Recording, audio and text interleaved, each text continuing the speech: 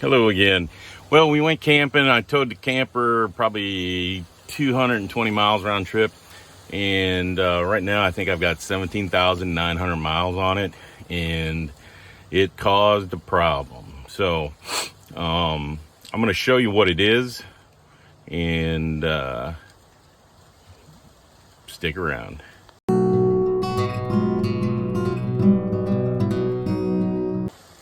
So anyways, yeah, I towed the camper. I didn't go over the speed limit. I'm not overloaded.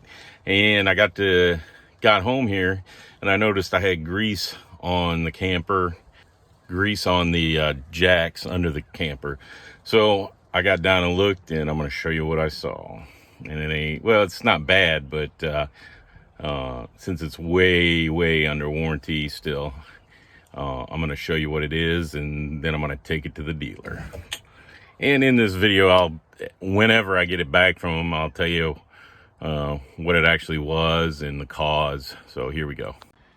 And there it is. Too bad you don't have smell-o-vision, because I can definitely smell rear end fluid. Hopefully I didn't damage anything coming back. You know, it looks just like it's basically the pinion seal, but hopefully that's all. And I had like two open recalls, one for the seat back retaining, and then there's one other one I don't even know what it is. So I'm going to take this and drop it off and get all those updates done.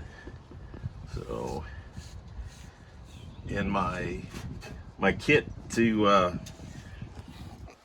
use auxiliary tank worked great. Love it.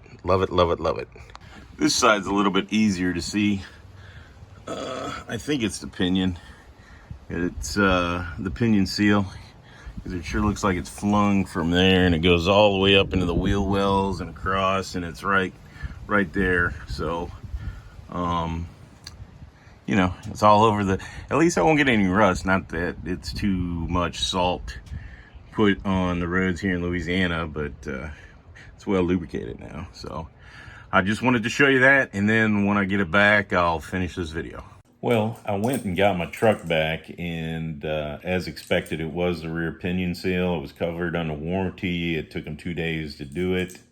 I would assume 1 day was just spent getting it into the rotation, I guess.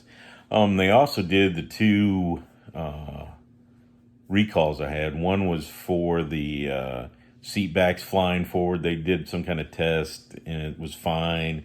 And the other one was for power steering line, and some of them didn't cure correctly, and mine wasn't one of them. So I got my truck back. It's wonderful.